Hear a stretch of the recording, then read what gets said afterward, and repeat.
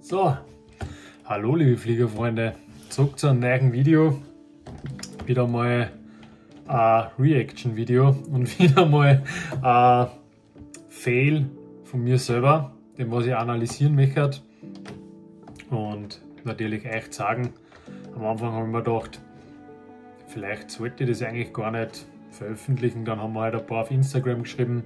Ich habe das halt gleich, wie das passiert ist, habe ich gleich eine Story auf Instagram gemacht und dann natürlich, keine Ahnung, da sind die Kommentare richtig losgegangen und ja, am Anfang wollte ich eigentlich gar kein Video drüber machen, weil es jetzt halt eigentlich, ja, es war schon was, aber es war halt jetzt halt nicht, nein, es war schon was, also es ist schon was passiert.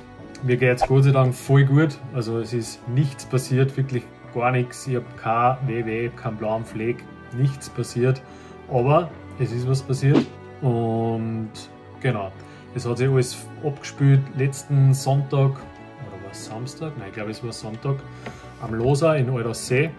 Es war leichter Rückenwind, also es war eigentlich, wie ich aufgefahren bin, war nur Nullwind und dann bin ich halt die Pisten ganz aufgegangen bis Loser Fenster und wollte mit meinem Mustache so die Pisten ein bisschen abfliegen. Dort liegt schon Schnee, dort haben die Piste, also der Lift hat noch nicht offen, sodass ich ungestört quasi die Pisten runterfliegen kann. Und dann bin ich halt da vom Parkplatz noch aufgegangen, das wären so ca. 100 Höhenmeter. Und ja, wie ich halt oben war, spüre ich, wie ein Rückenwind war. Ich habe dann auch in die Holfi-Wetterstation geschaut, nur weiter oben, also ganz oben bei den Hochanger, wo die Wetterstation ist, hat es so ca. 12 km/h Rückenwind gehabt. Ich hier unten habe es ein bisschen gespürt, aber halt jetzt halt nicht Vollgas. Also ich hätte gesagt, hier unten bei mir waren es um die 5 km/h, aber das kann halt natürlich sehr täuschen auch. Und ich habe geglaubt, dass ich halt mit meinem Mustache da super rauskomme. Aber keine Ahnung, wer halt schon mit Mustache geflogen ist, der startet halt einfach bei Nullwind und Rückenwind, vor allem wenn es flach ist. Ja, so gut wie gar nicht. Und ja, ich habe gesagt, wir schauen sich das jetzt halt einfach einmal an. Ich habe es probiert, dass ich da starte. Ich wollte halt von der Bergstation ganz oben, habe ich schon mal einen Startversuch gemacht. Da bin ich ewig weit runtergerannt und bin einfach nicht abgekommen. Jetzt bin ich ein bisschen weiter runtergegangen. Und dann kann man links so rausfliegen, dann kommt so ein kleiner Klippenstart. Zur Not, wenn man da noch nicht fliegt, hupft man noch über die Klippen raus und dann startet man halt.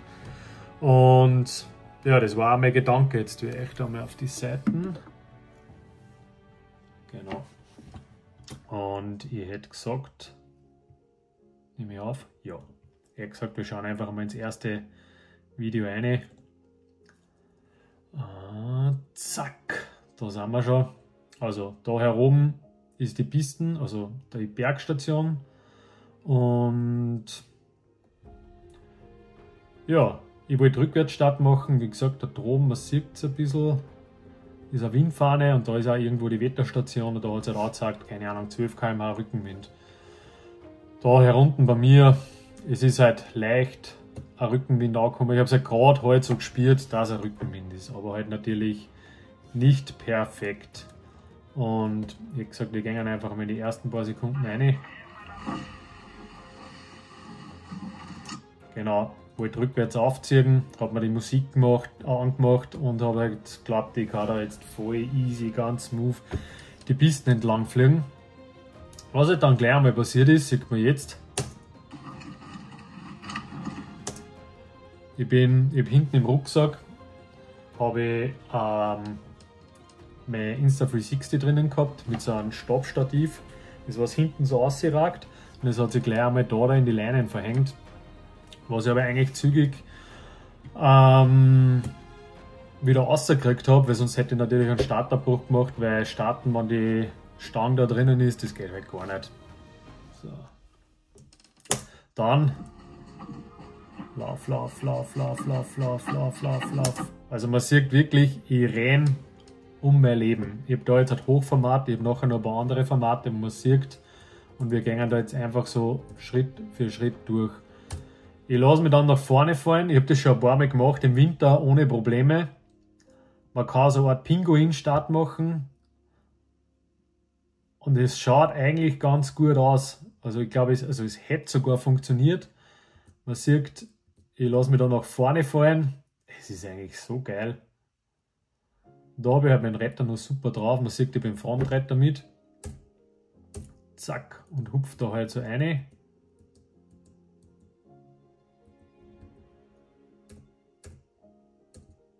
Und dann geht es halt dahin.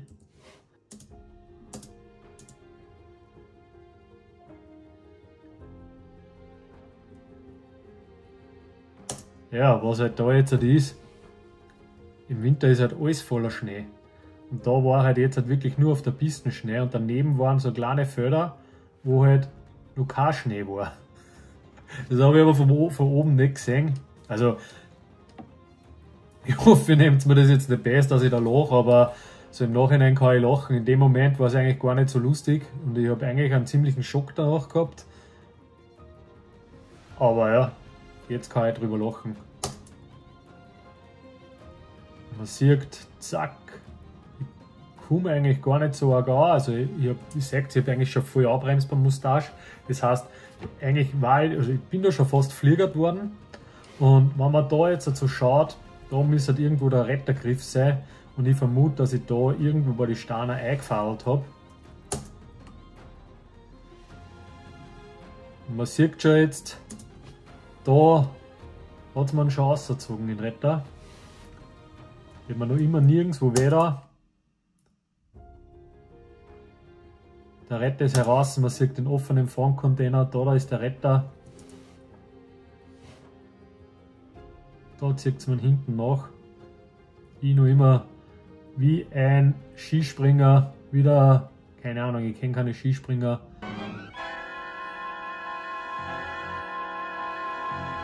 Da hinten zieht man raus. Ich glaube, jawohl, endlich einen Druck in der Koppen. Jetzt geht es dahin. Jetzt habe ich es endlich geschafft und ich kann starten.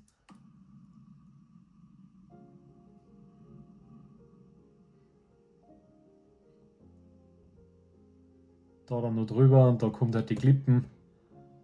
Da geht es jetzt oben. Alles so knapp, wenn man sich anschaut, da sind Streicher, da links sind Steiner und ich komme halt da genau durch die Mitten durch. Bin nirgendwo gestraft, also wirklich, ja, echt so ein Glück gehabt. Da sieht man echt die Bahn, was ich runtergezogen habe. Da hinten mein Retter. Zack. Und dann baumelt der Retter da hinten so nach. Und ich setze mich schon langsam ins Gurtzeug rein. Weil ich glaubt habe, jawohl, ich bin gestartet. Und da hängt die ganze Retterschnur. Alles hängt da danach, der Retter baumelt da oben, ist alles nur im Container jetzt drinnen, also im Boxsack mehr oder weniger. Und ja, ich sitze mittlerweile im Gurtzeug drinnen, denke mir, geil, jetzt kann es losgehen. Ich kann zwar nicht die Pisten fliegen, weil die war da droben gegangen, aber hauptsächlich ich werde fliegen. Bei Rückenwind haben wir gedacht, besser fliegen wie nicht fliegen. Ja, gib frei, dass ich mal ein bisschen einen Schwung aufbauen kann. Und man sieht, gleich kommt der Retter, spannt sich immer mehr. Ja, und ich denke mir schon, okay, was ist da verkehrt? Und jetzt sieht man es gleich. Man sieht, ich habe da die Bremsen komplett offen, also ich habe nichts angezogen. Und jetzt kommt's. Der Retter steigt auf, steigt auf, steigt auf, steigt auf. Und ich denke mir schon, was ist da los? Warum fliegt, also wenn man sich nachher das Video in Echtzeit anschaut, das waren ein paar Sekunden. Das waren 30 Sekunden, wo sich das alles abgespielt hat.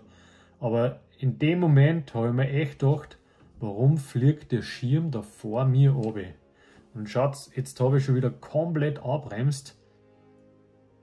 Wenn man gedacht habe, okay, der Schirm überschießt und ich muss abbremsen, dass der Schirm wieder nach hinten kommt.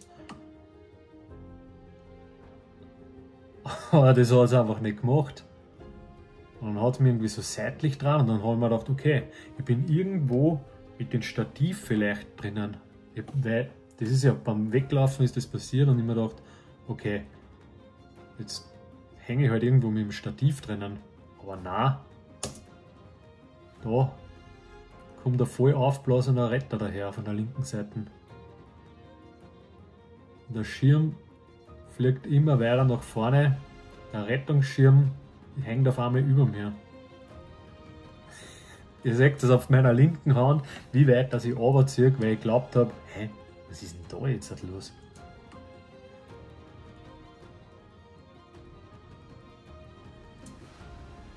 Und ja, jetzt ist der Rettungsschirm über mir. Also das waren ein paar Sequenzen weiter vorne, wie gesagt, das hat sich alles so schnell abgespielt und in dem Moment habe ich so viel gedacht und ich schaue so auf halt, nachdem dass der Schirm runterkommt und denke mir so, was ist denn da jetzt Oranges über mir? Ist mir irgendwie reingeflogen, habe ich mir gedacht. Bis dass ich dann aufgekommen bin und dann sehe ich so den Retter dafür rutschen. Schaue auf meinen Frontcontainer und denke mir so, naja, hat mir jetzt echt meinen Retter ausgezogen.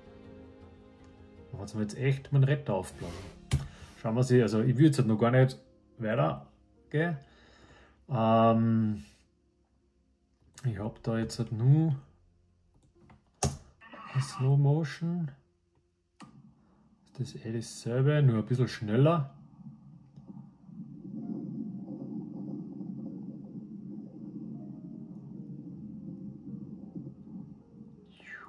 Und dann kommt der Retter. Wie Draht auf die Seiten, Schirm fliegt vorne runter. Ich denke mir, ja, ziehen wir noch mal an. Man sieht es, ich habe geglaubt, schaut, ich habe voll angezogen, weil ich geglaubt habe, mein Schirm überschießt. Da hängt da einfach über mir der Retter. Ja, und jetzt schauen wir sie die Frontansicht da.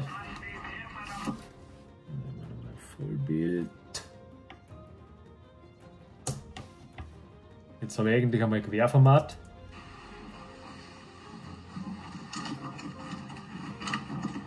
Da halt, ja, das mit dem Stativ hinten mit dem Stab, das ist halt echt nicht super.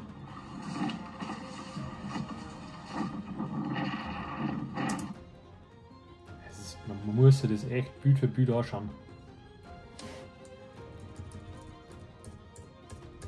Da haut es mir den Retter aus, wie wir vorher schon gesagt haben.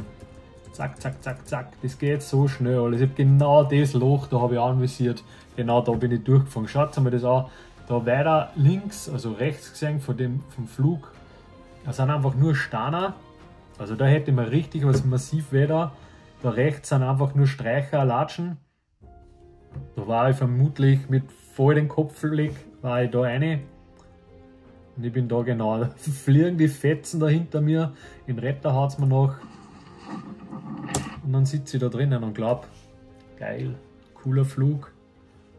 Runtergeflogen, gut gegangen ist. Nix. Schauen wir uns das nochmal an. Von da.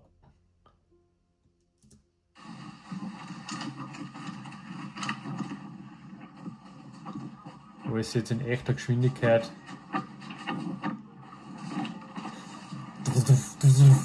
Voll drüber radiert überall. Da hängt der Retter. Und jetzt müsst ihr mal schauen, wie schnell das Castle einfach aufgeht. Mit denen hätte ich gar nicht gerechnet.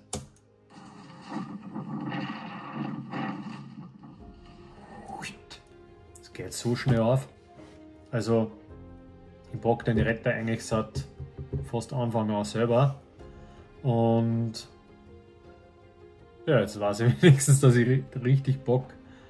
So, und jetzt schauen wir uns das Ganze nochmal an, in der Nahansicht, wo man halt wirklich den Retter sieht. Ich gehe jetzt ein bisschen weiter 4. Also habe ich in einer Slow Motion oder ich drücke halt einfach 4, Step by Step, Bild für Bild. Und da sieht man es halt, habe ich halt eingezoomt. Jetzt ist halt der Retter wirklich unten. Da wird es mir jetzt irgendwo, werde ich bei den Steinen hängen geblieben sein. Bin halt voll, also bin nirgendwo angekommen eigentlich, außer halt da auf dem Retter.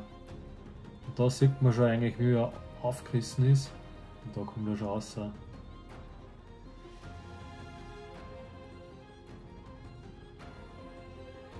Da baumelt er schon nach.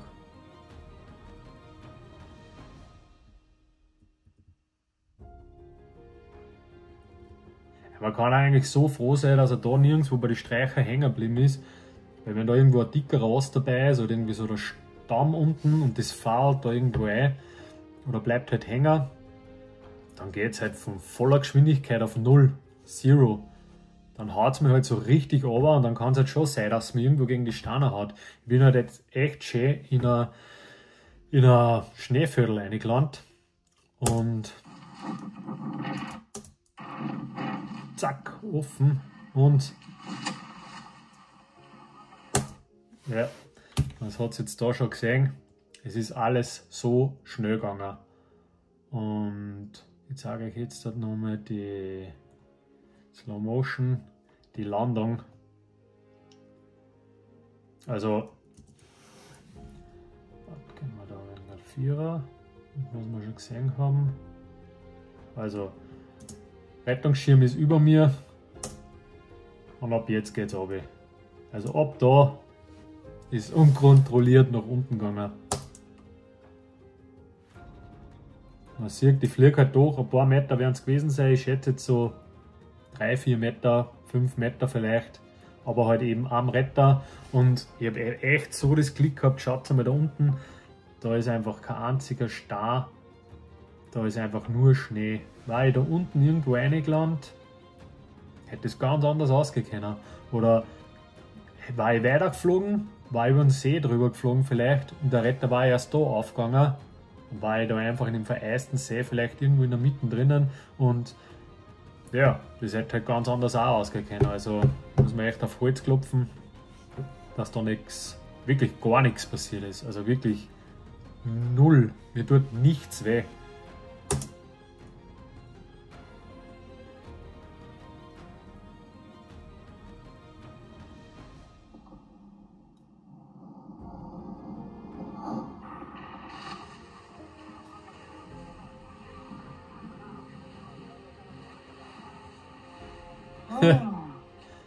Und dann sitze ich da und sehe den Retter auf der Seite auffliegen. Wie gesagt, am Anfang habe ich geglaubt, mir ist wenig geflogen, aber ich habe es erst realisiert, so wirklich was passiert ist, wie ich da so gesessen bin. Und mir der Retter rutscht runter. Da unten da ist der Oststartplatz und die anderen haben gesagt, nein, ich gehe sicher nicht rauf. Zahlt sich gar nicht aus, sie starten da beim Oststartplatz. Haben natürlich weniger Rückenwind gehabt wie ich, weil ich halt nur weiter oben war und haben einen steilen Starthang gehabt, somit haben die fliegen können. Und ich habe halt einen ganz flachen gehabt mit Rückenwind. Ja, sieht man, was ich davon habe. Und ich mir da meine eigene Suppen koche. Schauen wir uns das nochmal an. In Realtime und in voller Länge.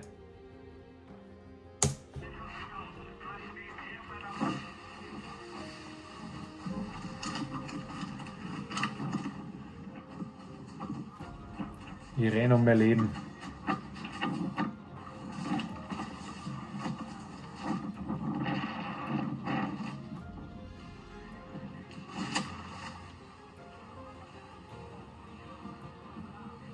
Ich habe einer unten dann gleich getippt. Bei mir ist alles okay. Hat vielleicht wieder ausgeschaut. Aber schaut euch das nochmal an. Es ist halt doch.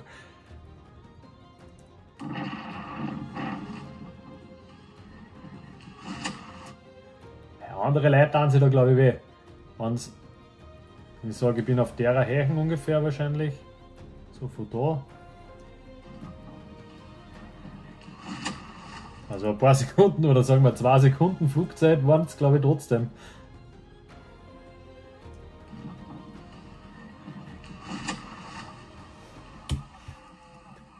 Schauen wir sich das Ganze nochmal von der Rückenansicht an.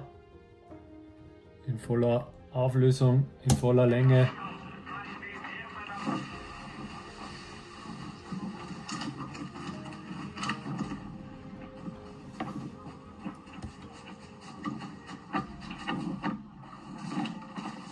Er radiert einfach da über die Steine drüber.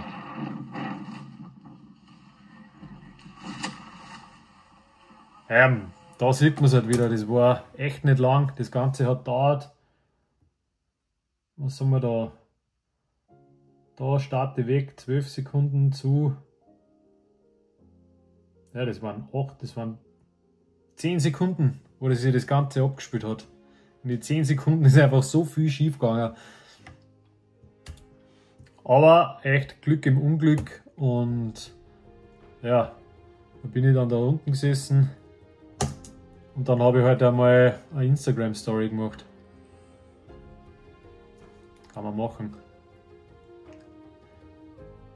Ja, schauen wir es nur mal an. Weil ich es einfach so geil finde. Schauen wir es einfach nur mal an. Ich kann es gar nicht oft genug sehen. Ich bin so froh, dass nichts passiert ist.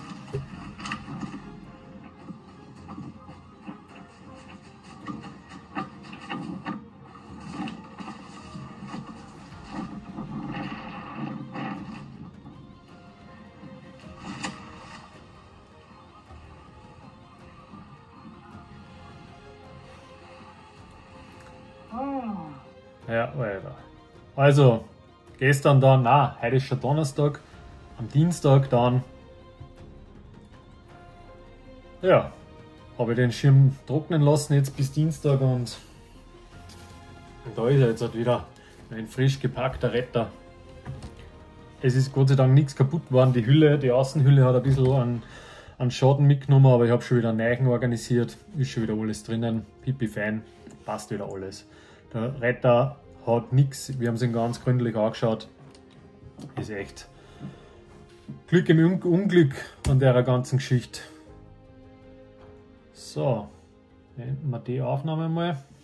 Genau, jetzt haben wir das da wieder inmitten. Also, Resümee von der ganzen Geschichte. Einfach wieder ein bisschen mehr Hirn. Jetzt habe ich schon mein zweites Fail-Video innerhalb von einem Jahr oder beziehungsweise innerhalb von 3 Monaten. Es wird natürlich jetzt halt nicht zum Alltag werden, dass ich da Reaction-Videos mache über meine eigenen Flüge. Das ist fast wie bei Ari in the Air, nur kommentiert der halt andere Flüge und ich immer meine eigenen.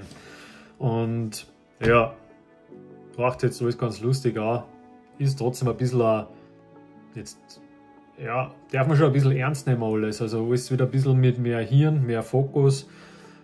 Der Mustache hat seine Berechtigung, aber hat einfach nicht seine Berechtigung bei Rückenwind und bei flachen Startplätzen. Das habe ich halt jetzt auch lernen müssen. Wenn ich jetzt halt am Loser fahre und ich habe halt 0 Wind, nehme ich halt den Schirm nicht mehr mit. Weiß ich jetzt halt, bin wieder ein bisschen schlauer geworden. Ja, das Wichtigste ist wirklich, dass nichts passiert ist. Also im Nachhinein kann man darüber lachen und einfach wieder ein bisschen mehr Hirnkastel einschalten. Und auch, man muss auch sagen können, so heute, das passt einfach nicht zum Fliegen. Ich gehe wieder runter oder ich kann halt nicht cool auf der Piste fliegen, sondern starte halt einfach weiter unten, wo es rausgeht und da starte ich dann.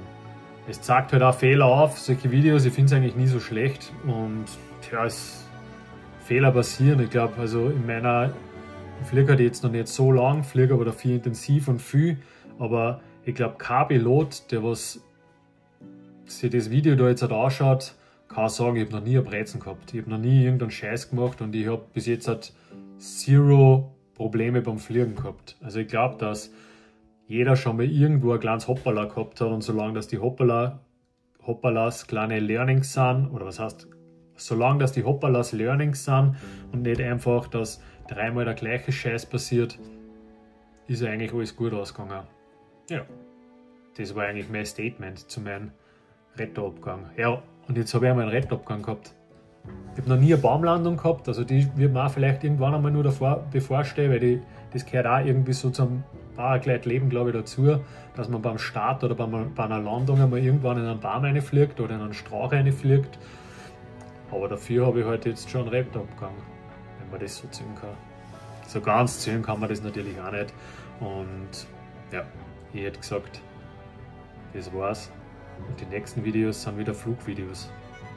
Und hoffentlich keine Fail-Videos mehr. Also danke fürs Einschalten.